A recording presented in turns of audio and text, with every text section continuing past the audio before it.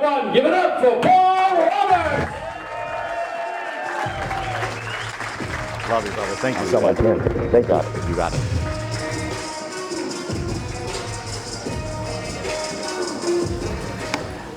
Thank you, Tom. My name is Paul Roberts. I am the CSO of We Partners and eXp Realty, and that stands for Chief Solutions Officer. My good buddy Daniel Ng is the CRO of We Partners and eXp. He's the Chief Reminding Officer, and he actually reminded me to let y'all know that I was the CSO before I got up here. That's how great he is at his job. Belonging is, first let me go to my first slide.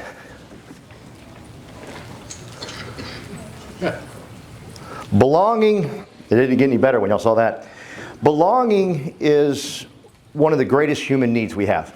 When we feel like we belong, we perform at a much greater level. Read 3D Coach, incredible book.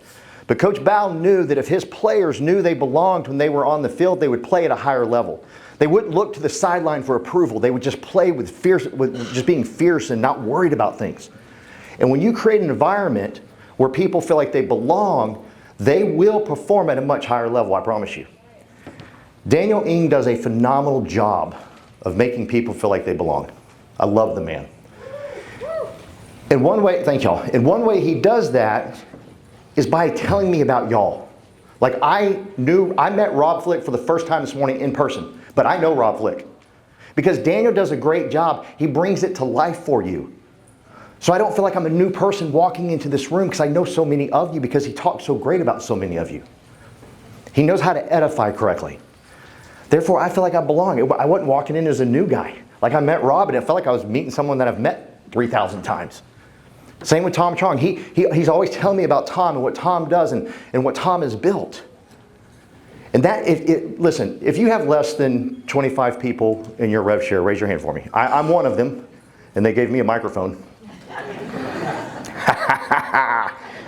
That's what I'm talking about. But I'm talking to y'all right now because if you want to build a big rev share, do very, very good at making your people feel like they belong by lifting the leaders up.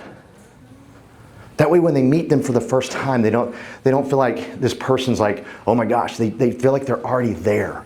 Now be careful, there's some people that just won't belong. There's nothing you can do for them. I like to call these people, like what's the biggest, baddest grocery store here in Massachusetts in this area? Whole Foods. Whole Foods. If you drop these types of folks off in a Whole Foods, they would complain to you they were starving. There's some people you just can't help, okay? Don't worry about that. Instead, focus on the ones that are going to take it to the next level and make sure they feel like they belong. Belonging is vital, okay? The first meeting I went to, as Tom said, we sold our insurance company, me and my beautiful wife who's in the back there. We sold our insurance company, and Tom, I was driving to Daniel's office, and I was like, why am I doing this again? Like, why am I doing this again? And so many times, I almost turned around and left. Like, I almost didn't show up to that meeting.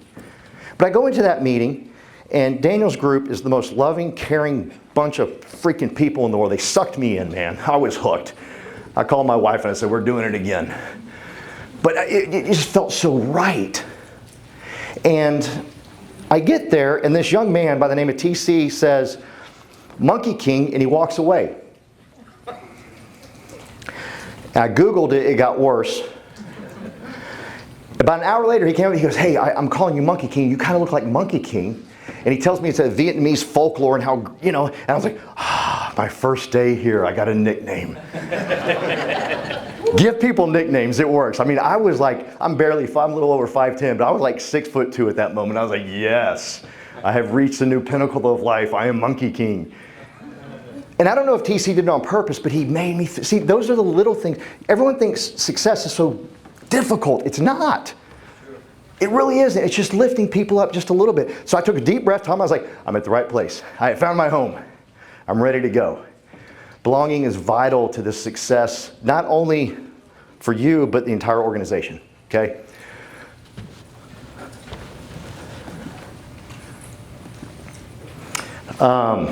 If y'all could write this down. This is the only notes you got to take during my deal. I am the type of person. Write that down. I am the type of person. That's the only notes you got to take during I barely graduated high school, so this is not going to be an in-depth conversation at all. I graduated 502 out of 522, which means 96% of the people beat me. Someone did that math for me. And so I'm telling you right now, write that down. I am the type of person that. Here you can see me right here. I'm 245 pounds on the right-hand side.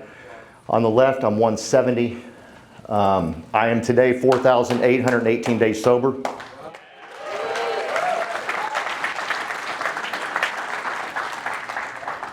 Thank y'all for those applause.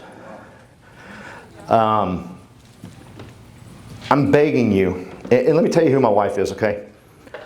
My wife and I, when we started our business in 2005, she said, hey, I'll do the administrative stuff.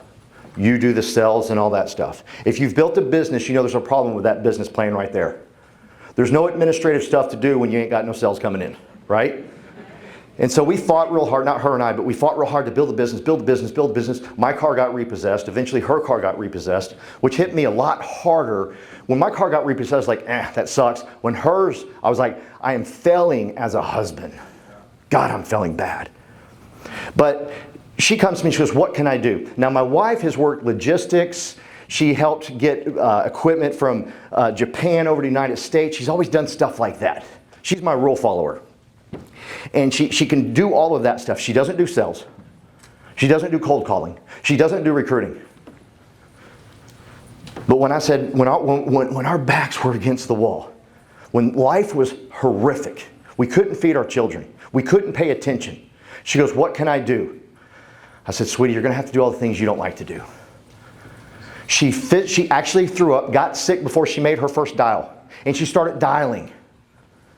And then she said, what can I do? I said, I need you to set appointments while I recruit. She said, cool, I got it. She didn't really think it was cool, but she did it anyhow. Thank God that woman didn't say to me, I'm just the type of person. See, I want you to take what you wrote on your paper and throw it away. Don't ever look at it again and quit saying you don't know who you are until you're backed into a corner. You don't know who you are until you've reached a high level of success. Because you'll look at it and say, oh my God, I didn't know I had that in me. You have no clue. But when you push yourself to do things, that's why when you see people that are successful and they get teary-eyed and they cry, they're crying because they didn't know they had that in them. And it fires them up to know they did it. And thank God they didn't say, I'm the type of person that. Thank God my wife didn't say, I'm the type of person that. We sold our company for multi-millions. And it'll be an 8-figure deal when it's all done. I barely graduated high school. Thank God she didn't say, I'm the type of person that. She's powerful. She didn't know what she had inside of her. Now, when we started this business, I made a promise to her. We're rich now. You don't gotta. You're done. Like, I guarantee you she's back there going, dang it, shut up. One of the things she doesn't do is public speak. She public speak at our old company, and she was great at it. She's better than me at it, but she will punch me. She's only like 5'2". She will win. I will die. That's not her gig, but she's done it. She's earned it. She didn't deserve it. She earned it, okay? I tell everybody she's my first class girl. She always flies first class because when she was backed into a corner, she did things that were out of, that she didn't, I don't do stuff like this, right? Now I've ran any marathon runners in here?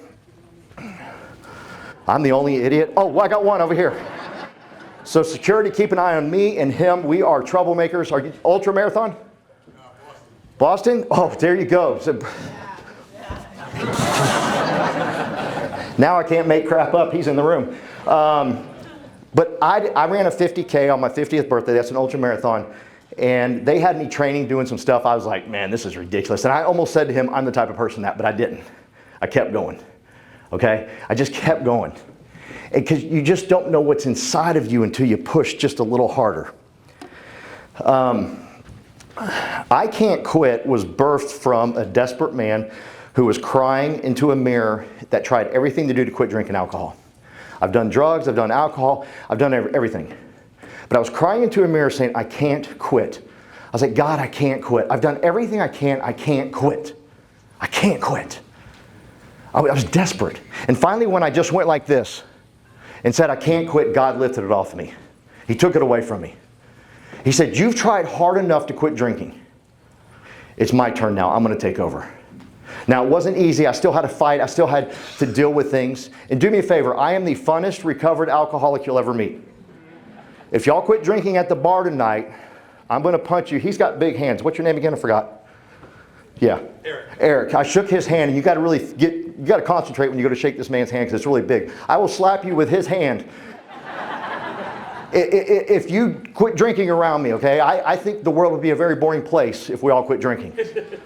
No kidding. Like my wife, like I don't understand her. She'll drink a margarita and she'll stop. It's just about to get good, honey.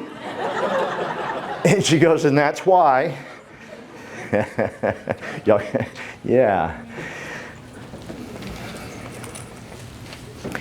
Success is a funny thing. When you interview successful people and you ask them who impacted them, who had the most impact, they're not going to say Ed Milet, Tony Robbins, all the big guys. Go see those guys. They're great, no doubt. But most successful people, like 99.9%, will say this. They'll name a person that you and I don't even know. They believed in them. Thank God Fitz believed me back in 2005. I'm sober because of it. I sold a business for multi-millions because of it. And y'all don't even know who he is. Now he's massive in that world over there. But at the time he wasn't. Nobody knew him back then. But he believed in me. See, that's the only impact you need in people's lives. See, success doesn't belong to you. You'll ask successful people too, what about success? And they'll say, you know what, the more successful I got, I realized it was for somebody else. It wasn't even for me. I was a pawn. We all heard Tom's story the other day. I hope y'all watched his video. He paid for someone else's groceries. And I guarantee you, he thought to himself, you know, success was never meant for me. I was supposed to give other people hope. I was supposed to heal other people. See, when you start focusing like that, you realize success isn't that difficult. It's not for you. It's for somebody else. Somebody needs you. Someone needs you to succeed. They need your hope. They need your healing. Go get yours. I'm getting mine. Adios.